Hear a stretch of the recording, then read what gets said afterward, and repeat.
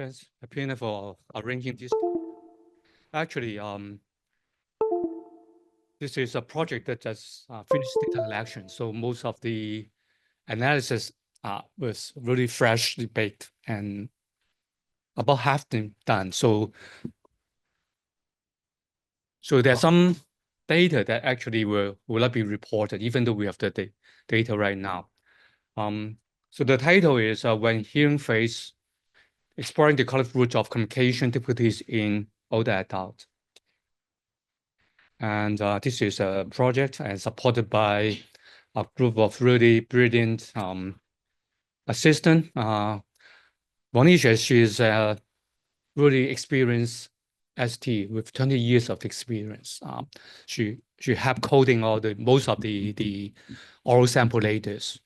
And then Nell Peiting, she's an audiologist and a graduate student, a first-year graduate student trying to pursue for another master degree for ST. Okay, and Liu Peirong and Ya Zhen, they are final year SLP students, so they will be ST as well. Okay.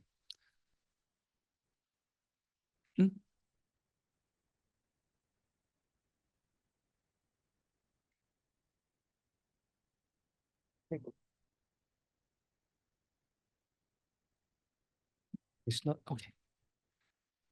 First of all,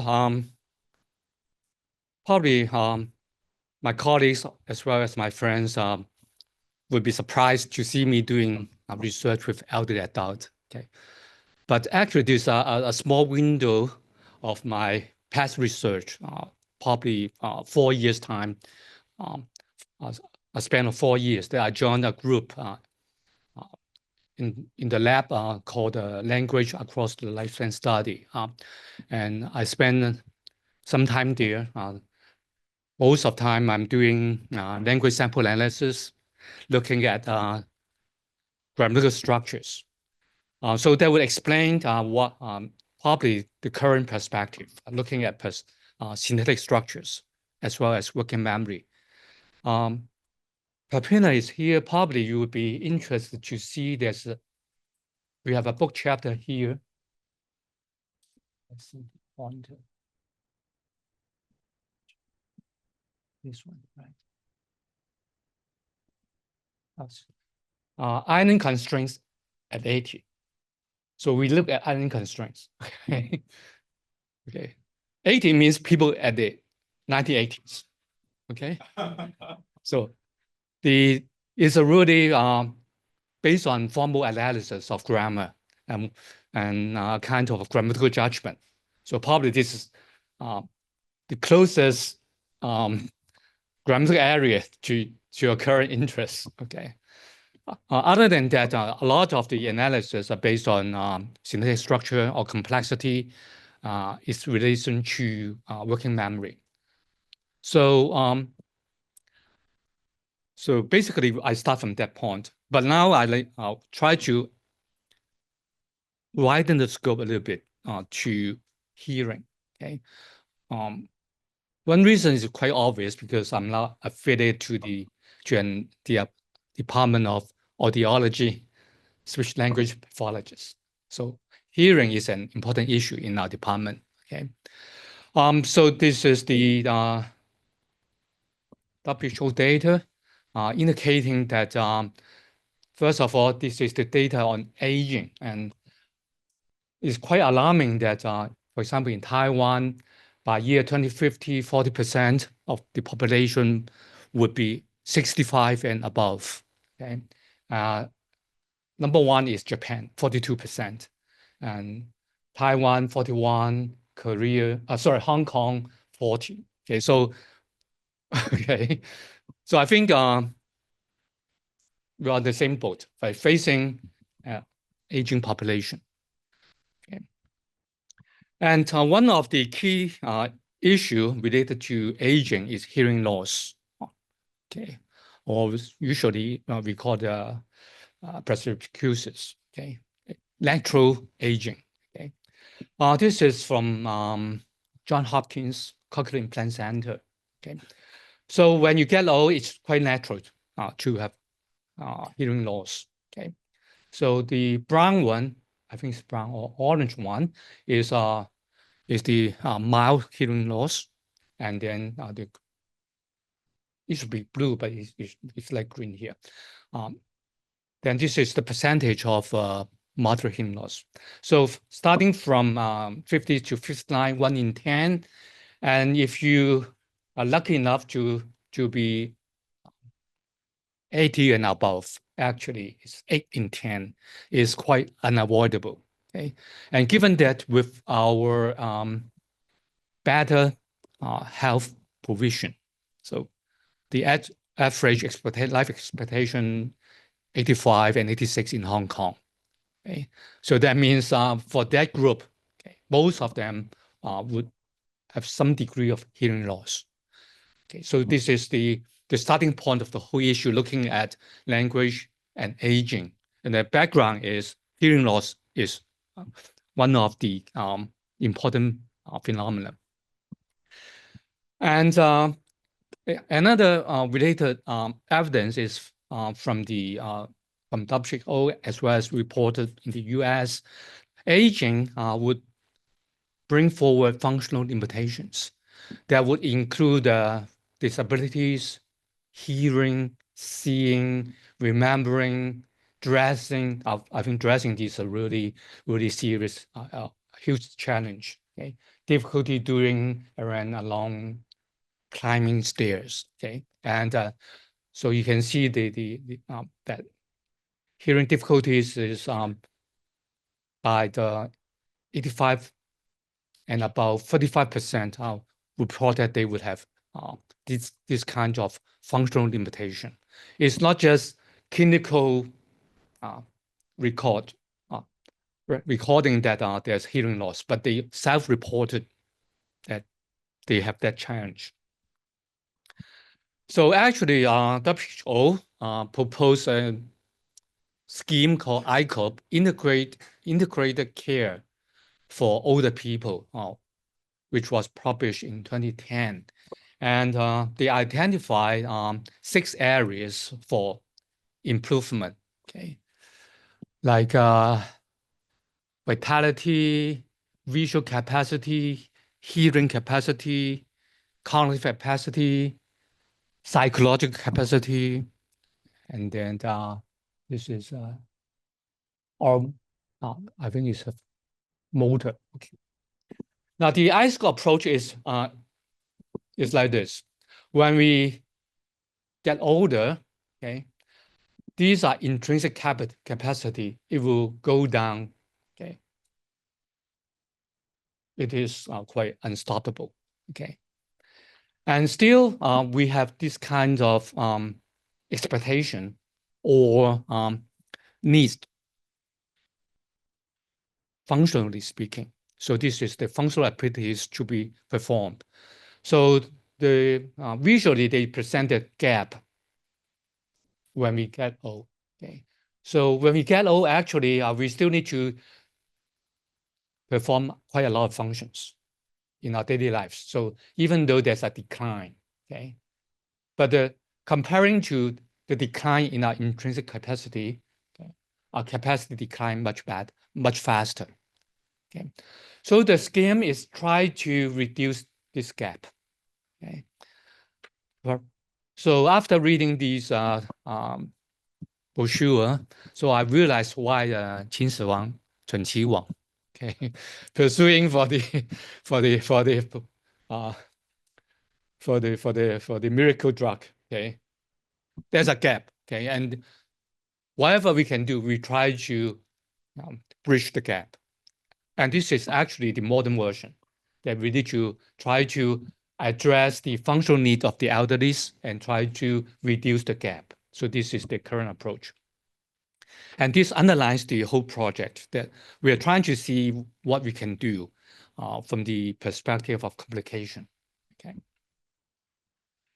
Then we look onto more focused about language as the major component of speech communication.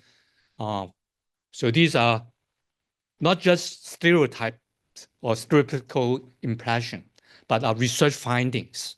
Okay, so probably you will say that you don't need to read all these papers. You know, Okay, but for evidence-based practice, we still need to collect data to show that elder people really talk in that way. So it's really funny. Okay, so because when you read the summary, actually you just have the question why? Why don't we spend time? Okay, we know that from everyday impression, but actually that means the research findings are accurate. Okay. For example, elder speech is often verbose, less fluent. Okay. Now we'll try to address less fluent issue like that in our own project. So causes difficulties in planning, sentence structure, or less access. And other possibility is a deficit in inhibition. And some people argue for a specific speaking style. In Taiwan, they put it into that kind of identity issue. I'm an elderly member or senior member. So when I talk to you, I would use that kind of style. Okay. Okay. So it's very interesting. People from the linguistic perspective, someone will argue that, well, they're aging, but they transform their identity into a different category.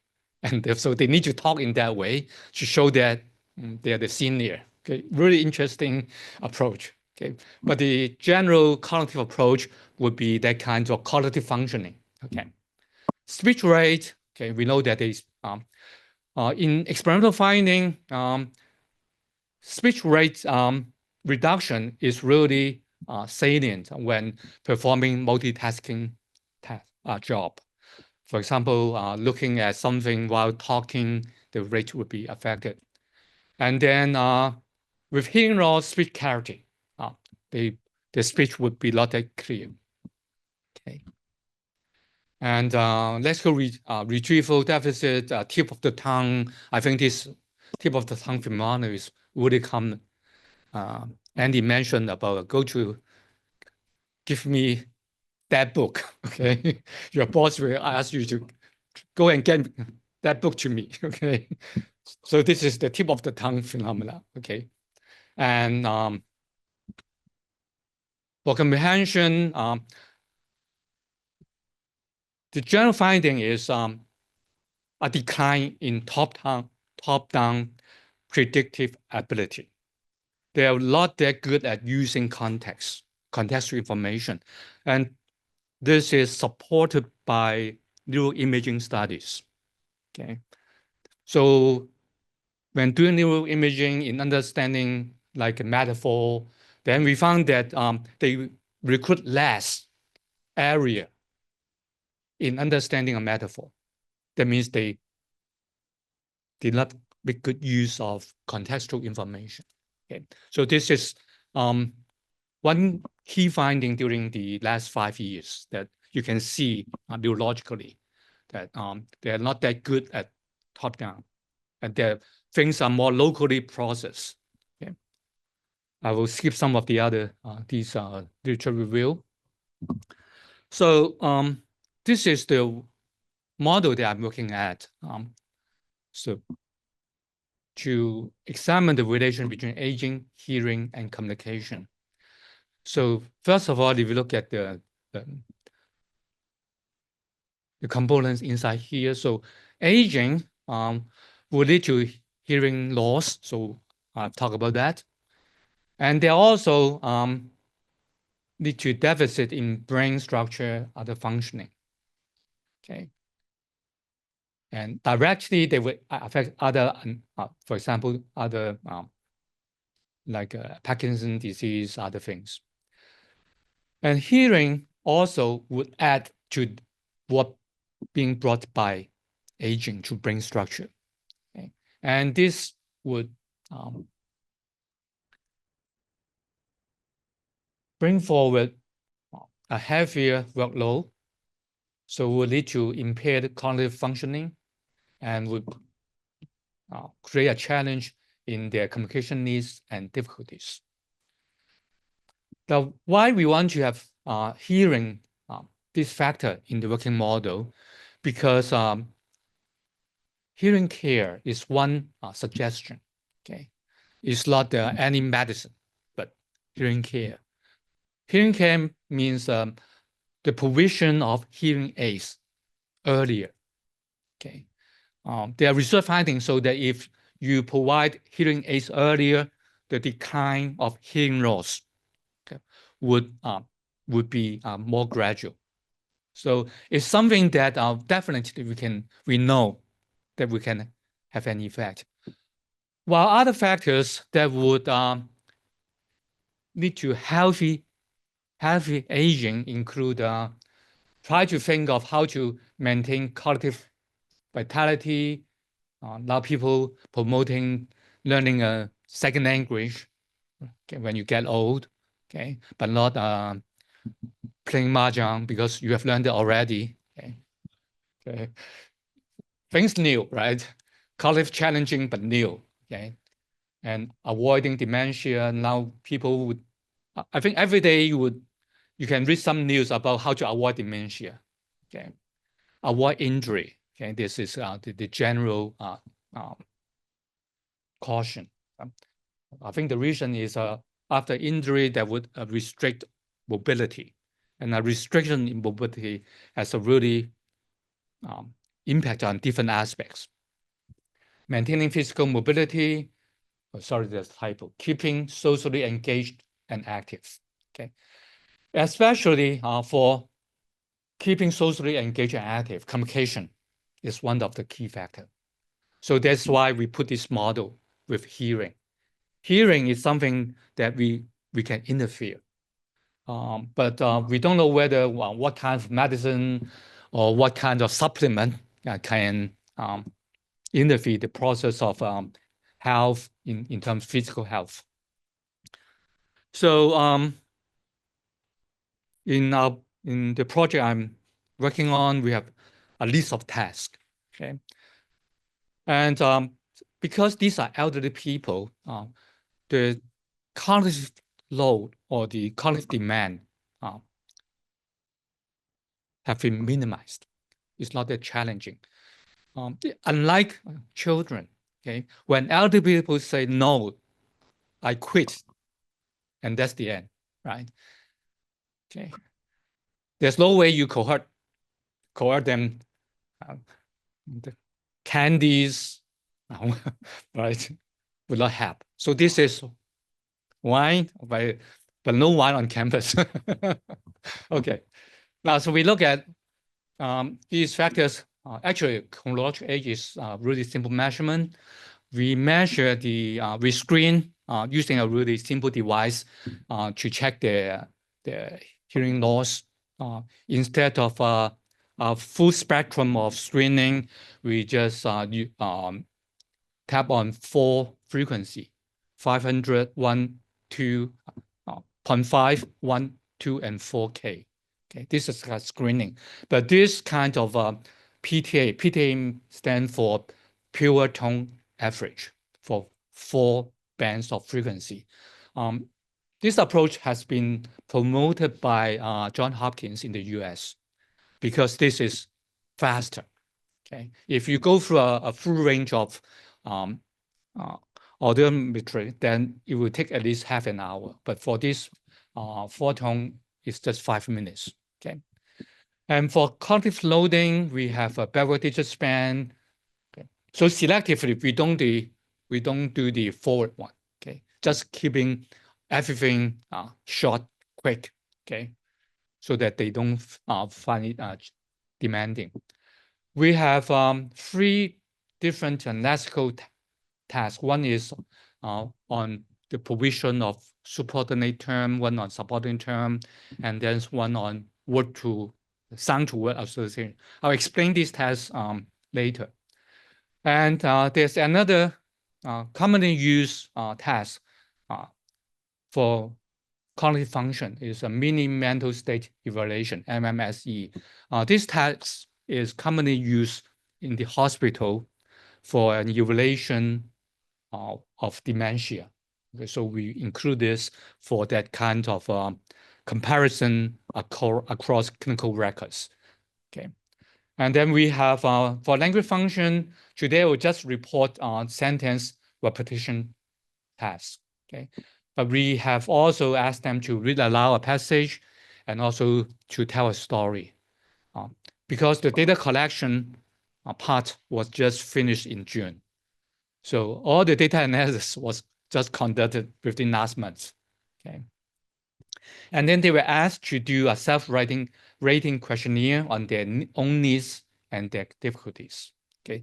So we want to see that kind of the gap between functional ability and intrinsic capacity.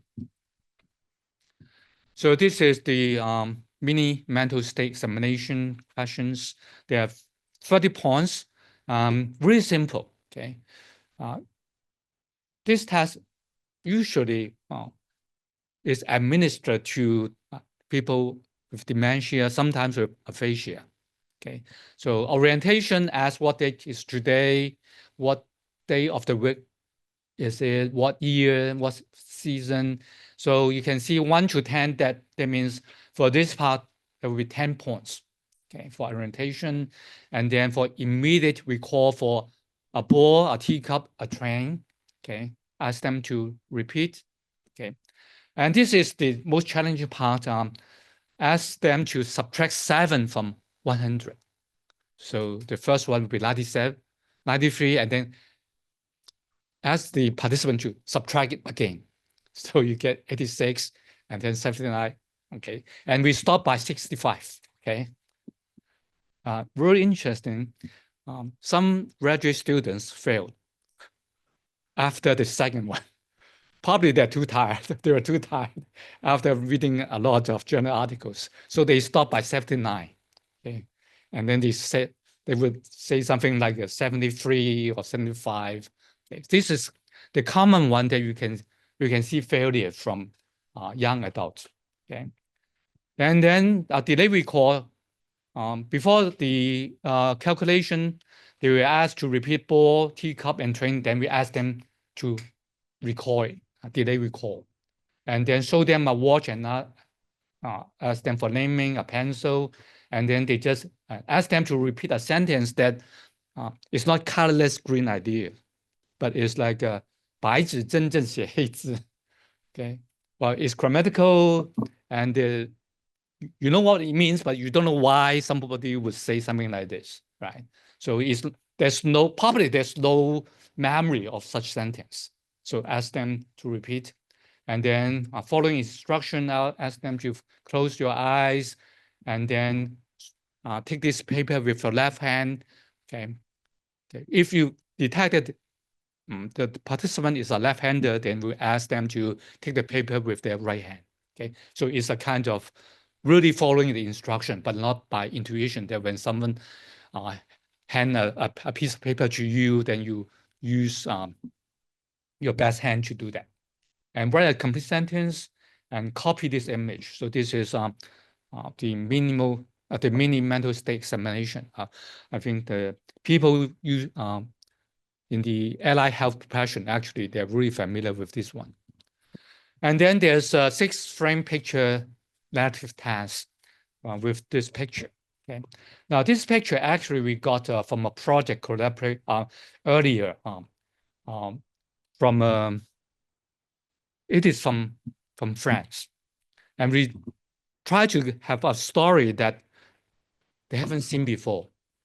Okay. So you can see that there's a pot dropping down, and then this man get angry, okay, and go into the building. Now I will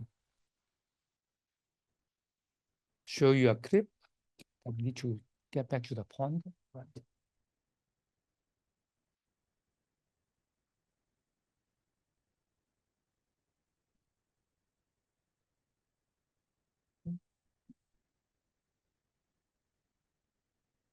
Back to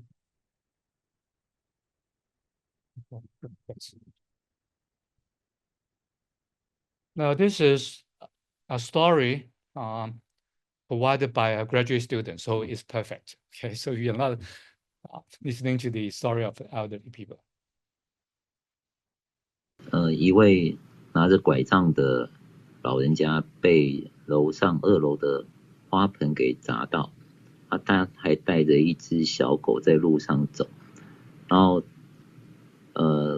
头被砸到了之后，向2楼那个破口大骂，然后就走进了人家的房子里面，敲打人家的房门，房门里面出来了一个老太太，这个老太太摸着小狗，那另外老人家脱下了帽子，露出了头上的脓包，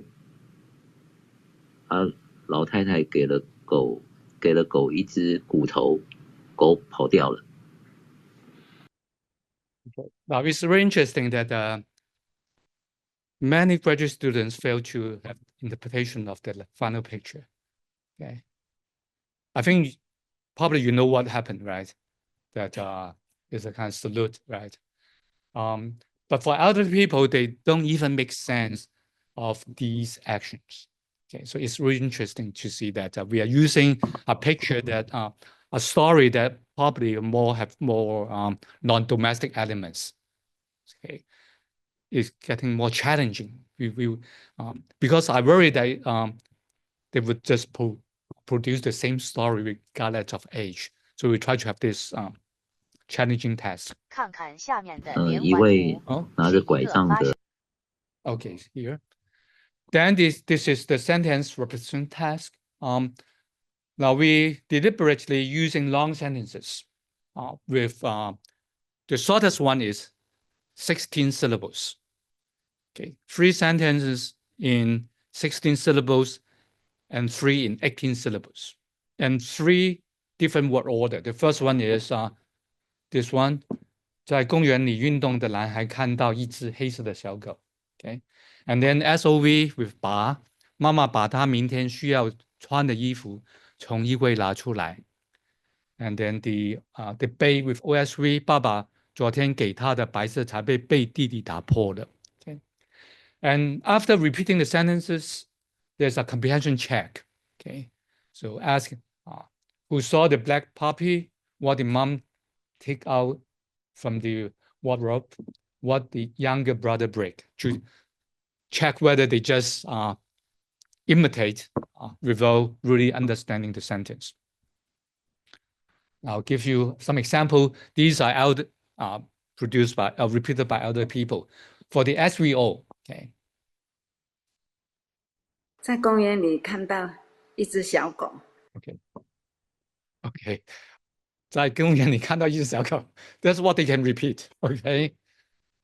And this one is interesting. Blending. 在公园里运动的男孩把一只小狗放进书包里。Well, we don't know where she got the idea of stealing the cat, the puppy. Okay. Now SOV, we find some substitution errors. Okay.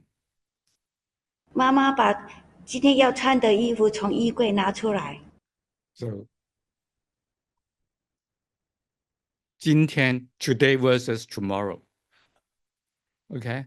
Now I think it's interesting through this anecdotal observation that will explain why it's difficult to communicate with elderly people. Today, tomorrow. Okay. It's a really simple task, right? Just repeat.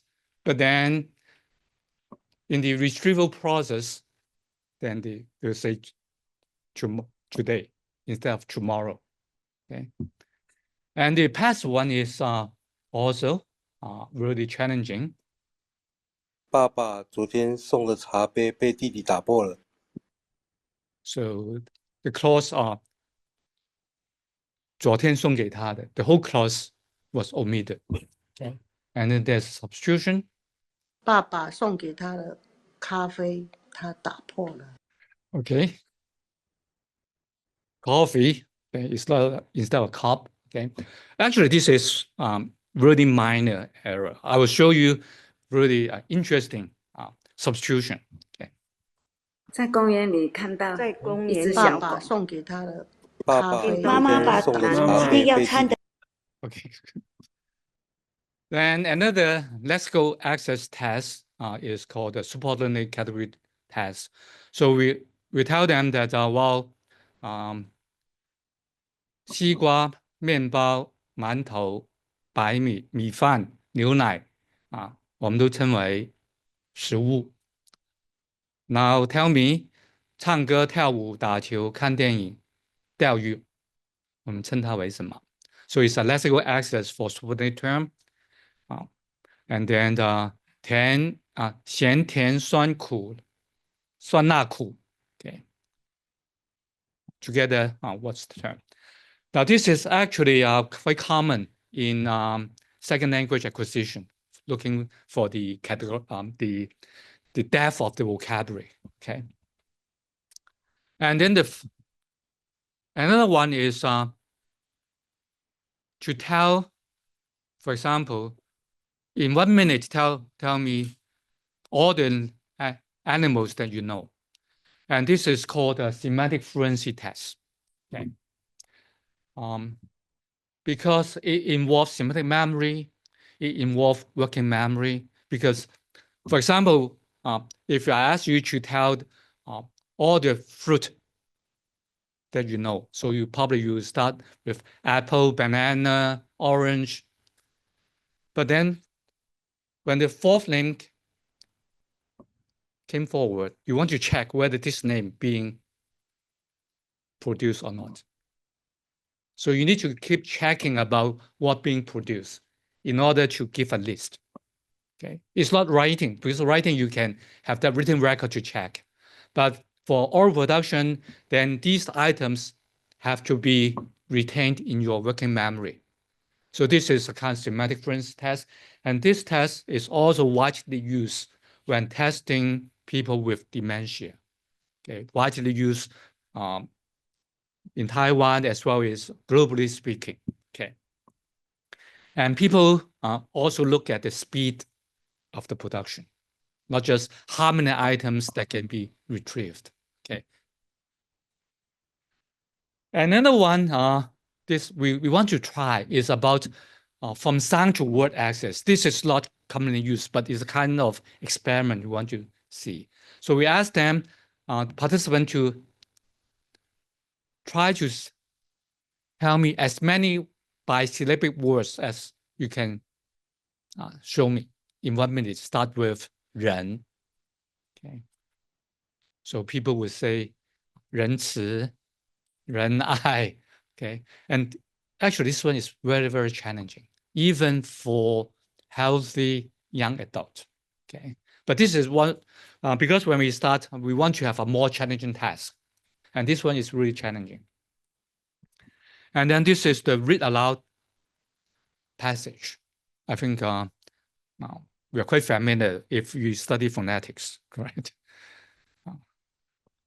Because this passage, Laughing and the Sun,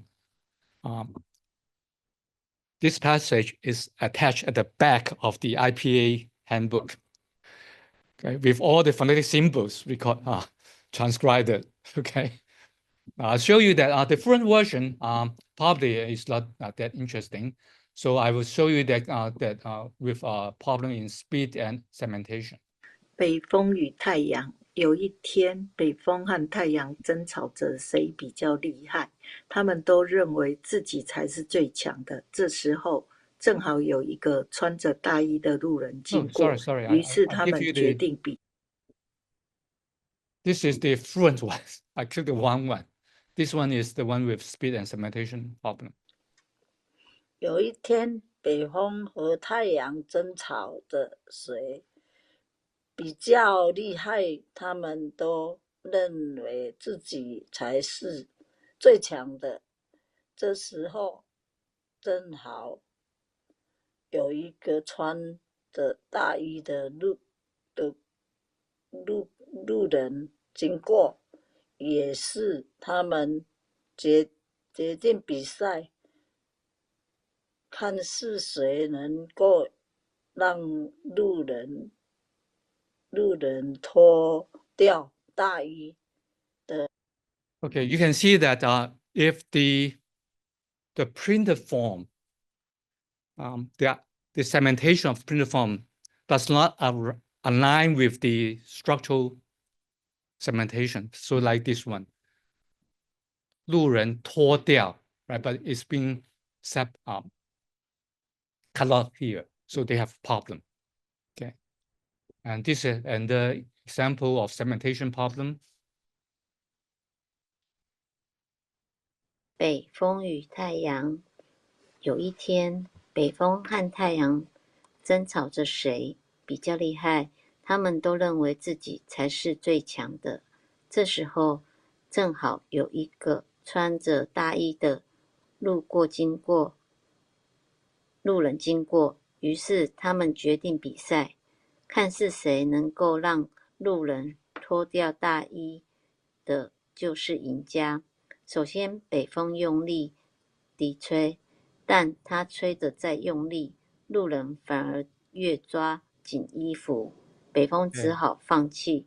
Okay, so well, this is actually we haven't analyzed all these fluency issue, but just want to share with you that this is another area that we want to address because reading and read aloud probably is something that they need to do. Okay. 北风与太阳，有一天。 And then we have a questionnaire, ask them about their daily communication needs regarding, for example, the use of cell phone, and then ask them whether they have situation that they cannot hear what the message was conveyed. Okay. Okay. So here are the areas that we check. Phone call, social media, shopping, dining, or ordering food, doctor visit, bank or post office communication, and then community activity participation. So we check about whether they attend to these activities frequently, and did they have any difficulties when participating in these activities. And the last one is backward digit span, okay, 2, 4, then we repeat at 4, 2, okay. And we will stop after failed, 2 trials failed, okay. But the maximum number is 7 digits, okay. Just stop at 7. Now, this is the pool of participants that we have examined. Actually, we have examined 100, okay. So there are about 20 participants not analyzed yet, okay. But there's a time constraint to wrap up the project. So we have collected data, we need to write a report. So we have to stop at some point, okay. Now, look at the data here. For all these participants, first of all, there's a gender sampling bias with 54 female, 54 ladies, and 24 gentlemen. Now that reflects a kind of social vitality when people get old. Okay? Because when we recruit the elderly participants, we send out posters to the community halls. So we recruit the first batch of participants. Upon the completion of the experiment, we ask them, do you have any friends about your age who would be interested? Okay, that kind of by convenience. But it turned out that only ladies would be interested. Okay, well, they were paid like 100 Hong Kong dollars for doing this task. Actually, I think those who want to join us will be quite happy. Okay. So first of all, we know that there's a gender bias here. Okay. And for hearing loss, I think it's quite clear that for the young adults below 50s, normal, and from 51 to 64, there's some mild to moderate hearing loss. But for those above 65, you can see about 40% of them have hearing loss.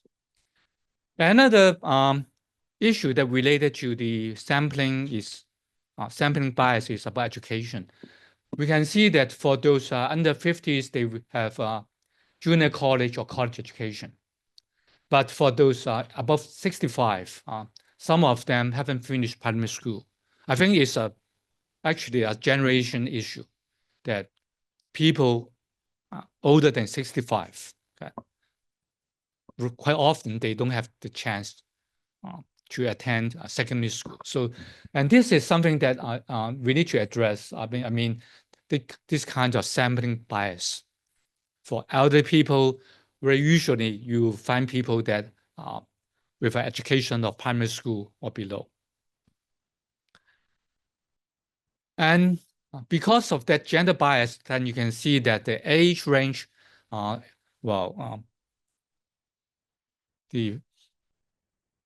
male group is younger, and while the female group is older, because older ladies are more willing to join us. Okay, the elderly gentlemen, they show no interest at all. Okay, and for education, you can see that this is actually related to the age. So the education level of the female lower than male. Okay, and for hearing loss, this is biological, so we don't see the difference. Okay, so we need to be really aware of this gender issue because it would lead to the age range as well as the education range involved. So first of all, I'll show you the measurement, a quick report of the outcome. Okay. Of course, there will be age group effect, right? Showing that these groups are different in their mean age. Hearing loss, okay, significant across age. Education, significant across age groups. So this is what I just showed you, okay? I mean, ideally, we want to have similar education background, but I think it's a challenge. Yeah. Saturday, I talked to Professor Thomas Lee. He did collect data in Tianjin, and he also had this kind of sampling bias. More ladies, elderly women are willing to participate. Backward digit span also have age group effect. I think this is also quite expected.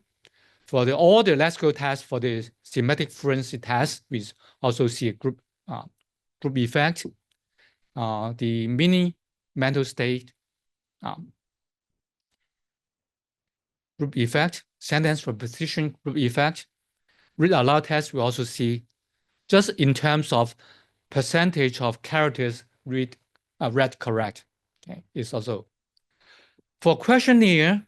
It's quite interesting. If we look at the needs by age group, there's no significant difference across group. But if we plot the correlation between just look at the raw data, age months with needs, there's a mild correlation. Okay, that means a negative correlation. The elder people are not that willing to participate in social activities. Okay, but for hearing loss, we cannot see that. So this is I just mentioned. Elderly people showed a lower need in joining different kinds of communication, as represented by the gray line here. But if we plot against hearing loss, okay, we also see a decline, and then the slope is a little bit steeper. So that means elderly people are more retracted, right? Not willing to join social activities, and the situation would be more aggregated if there's a hearing loss. But the line actually, you can see that when they are young, there's no difference. But when they get old, you can see this line is the prediction of communication needs by age, right, going down. And this line is the prediction by hearing loss. Okay. Severe hearing loss would, actually we don't have severe hearing loss, but moderate hearing loss would also lead to a decline in the in communication. For the word order of the sentence repetition, first of all, we can see the word order effect. The blue line here is SVO, the orange line is SOV, and this one is BAY, OSV, and this is those below 50, 51 to 64, those above 50, 65. So actually you can see a really a decline, in particular the passive, okay, really clear, okay. And so we want to think about the mechanisms involved in sentence repetition, whether this is a matter of good or poor memory. And I think in the literature, there are discussion on the nature of this test, mechanism involved. Now, these are the 6 mechanisms being involved, proposed in this really simple test. Speech comprehension, well, they need to understand the sentence first, okay, and then convert it to a kind of internal representation. This representation, that means encoding the message in terms of phonological information, syntactic information, semantic information, and pragmatic information. So the example I show you that the teacup being replaced by coffee, right, is this semantic information, right? And then they need to retain everything so that when they were asked to repeat, okay, they need to use this memory and then to reconstruct and to monitor whether the reconstruction of the sentence match with what they have in their memory. So it's not just a kind of simple imitation. It involves these are actually major components in process in speech production and speech comprehension. Okay, so I think this is something that we'll further explore. Okay, how do you make use of this test? Because in the literature, for the medical professionals, they rely more on the semantic fluency test. That's tell me in 1 minute, tell me as many animals as you know. Okay? They rely a lot on that. Probably they don't know grammar, so avoid this one. Okay. And we have error analysis in this sentence repetition test. Okay. Now, of course, repeating SVO sentence is easier. Okay. And errors make actually some omission error, mainly omission errors, like 在公园运动的男孩 because originally is 在公园里 okay, so the location is omitted, so it's a kind of they process the semantic information, but then structurally there's one morpheme being omitted, or 在公园的男孩看到一只黑色的蛇狗，对，公园里运动的男孩 okay. So it's also that they identify the function of this this relative clause to identify a boy by showing that the boy that's working out in the park. They process that, but then the function has been fulfilled, and then the semantic information was omitted, right? Because we know that the purpose or the function of relative clause is to identify the referent. So the function being is understood. So, and the head noun sometimes omitted, and this is the frequency count. 在公园看到一只黑色的小狗。Okay. 男孩 being omitted. Okay. But it's not that frequent. Just 4 counts. And adjective black is also omitted. Okay. So the errors in repeating SVO is not that serious. Okay. But for SOV, it's interesting because the sentence is quite ambiguous. 妈妈把她明天需要穿的衣服从衣柜拿出来。The ambiguity is about the reference of 她。Okay. Whether it's mother herself or someone else. Okay. Now we can see 11 omission. Okay. It just said 妈妈把明天需要的衣服从衣柜拿出来。Okay. That would be the interpretation that means 把她 this is a reference of self-referencing. Okay. So this is interesting that so this is a kind of unknown constraint if it's in English. Okay. Whether they can see the constraint here. And then information like tomorrow being omitted, the prepositional phrase being omitted, and there's one fronting error. 妈妈想要穿的衣服从衣柜拿出来, but only one adult. And the most interesting one is the SOV. We don't know why. A lot of them insert bar construction. Okay. Now, probably it's an experimental artifact because they were asked to repeat a bar sentence first, and then this one. So it's kind of structural priming. Okay, they repeat this sentence. 妈妈把她明天需要穿的衣服从衣柜拿出来, and then they ask to repeat this one, and 20 of them insert bar. Okay, 20 of them, that means 1/3 of the group, of the elderly group, insert this bar construction. It's a monitoring process that failed. Okay.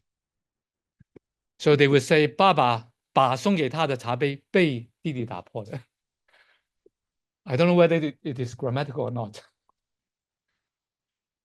Do you think this is grammatical? A lot of them, right? Yeah. Now, it's difficult to make judgment because there's some pause in between. 爸爸把送给他的茶杯被弟弟打破了。So we don't know whether there's a repair or anything going on. And 6 of them in these 20 count of insertion add bar construction to bay construction. And these 6 counts replace bay with bar. 爸爸把他要送给弟弟的茶杯打破了。Well, actually, the meaning is totally different, right? But I don't think this is just a single anecdote. 6 of them doing the same thing. Okay. Of course, there's a confusion mixed with the first sentence, the bar sentence that they need to repeat, and merge this with, and then replace this one. Another one is alternations. They just use 给弟弟打破的 instead of 被 or 让弟弟打破的 some of them. And 4 counts of error. Fronting. 爸爸看到昨天送给男孩的茶杯打破了。Okay, so they restructured the whole thing. Probably they lost the structural information. They have the semantic information, and then reorganize the sentence. Okay. So I think these error patterns have never been reported. Okay. Because particularly because we are actually it's just by chance, I just have this order of first repeating bar and then repeating by. So we have this effect. But for the younger adult, they never make that error. Okay, so the confusion would happen when working memory failed. Okay, so this is very interesting, and probably I will explore this further. Now, the last part is to show the kind of model testing. So for this model, we test 3 hypotheses. The first one is whether a greater hearing loss would lead to a lower cognitive capacity. Okay, so the dependent variable is the minimal mental state test. Second one is greater hearing loss would lead to poorer language performance. And at this moment, we test the dependent variable is the sentence repetition test because we haven't finished analyzing the narrative samples. Probably with information from the narrative samples, we'll run different kinds of analysis. And then we test about the mediation role of cognitive capacity. That's hearing loss would lead to a decline in cognition, and this decline in cognition would lead to a decline in language abilities. Okay, so that's the model I showed you. And you may ask why age is not examined in this kind of hypothesis testing, because age is the fundamental cause, and it influences all variables. So if we include the age, then the influence of other variables would be overshadowed, okay?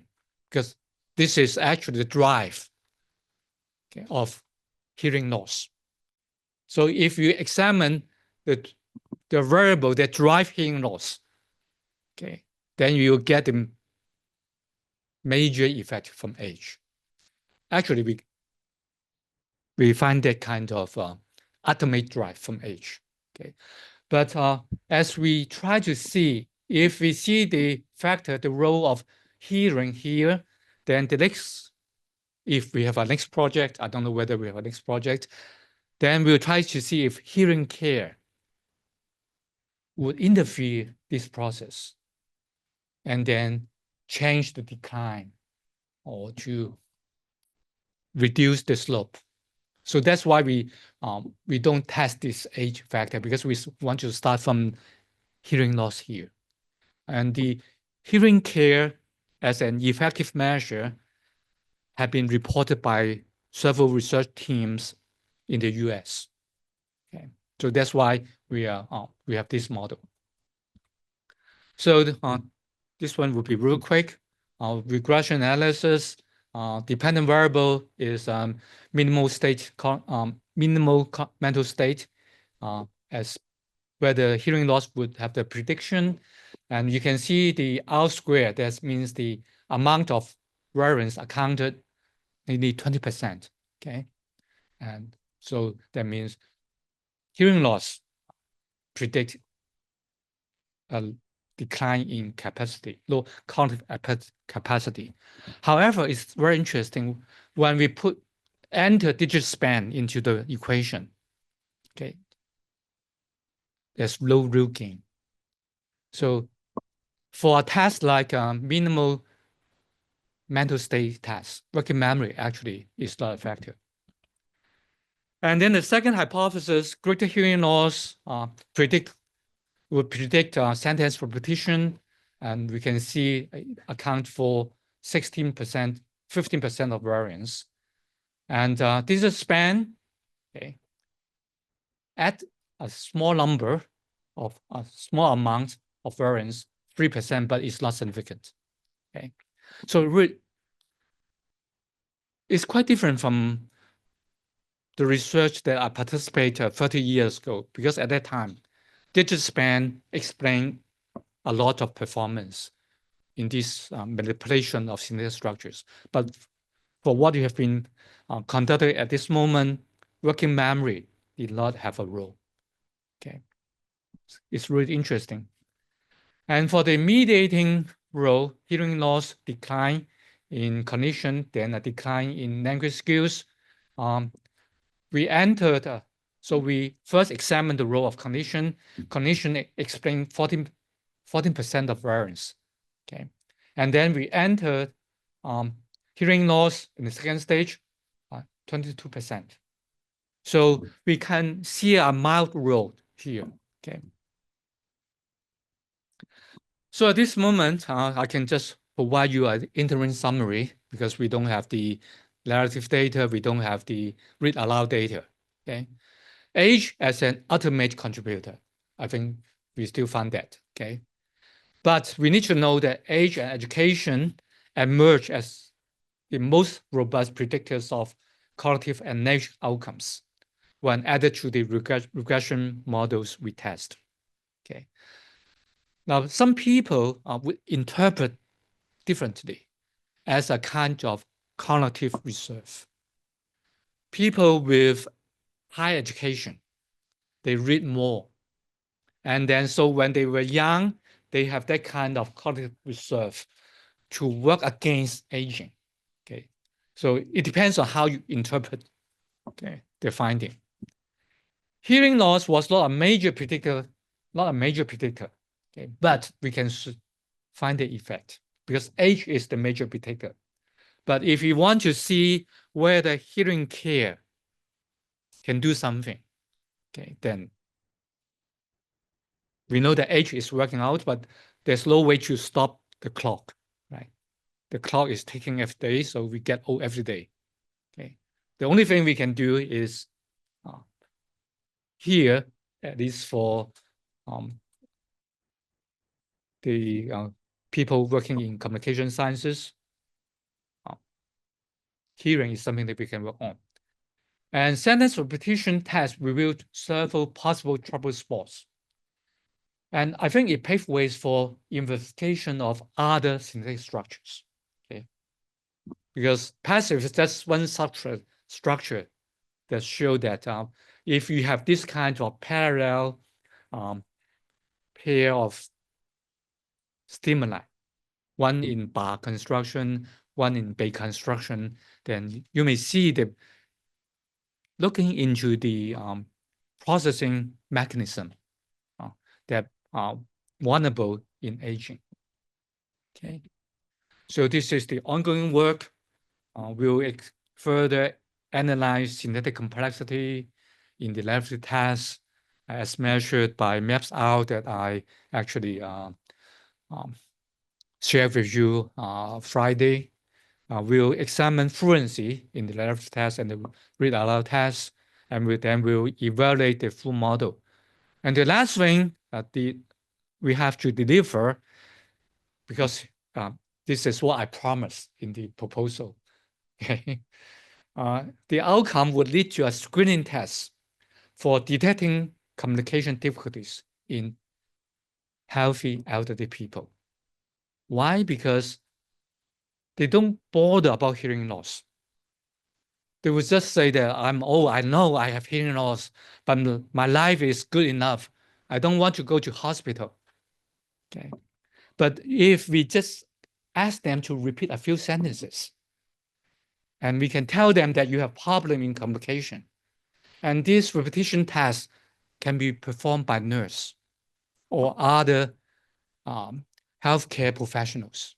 I think that would be something that we can do from the perspective of communication, and possibly from linguists, right?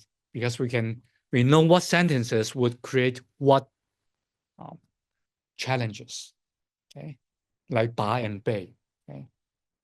Because there's a similar study performed in the mainland by a group of psychologists. They have sentence repetition, but they didn't know to manipulate the word order. So they have the simple sentence name effect only. Okay, but we have this kind of structural synthetic structure. Okay, I think I will stop here, and probably I will happy to listen to your comments, advice, because I finished all this analysis during the past month. Okay, just 1 month, because I also need to do the presentation on Friday. So I prepared 2 talks in 3 months. I was 3 weeks. Okay. Thank you.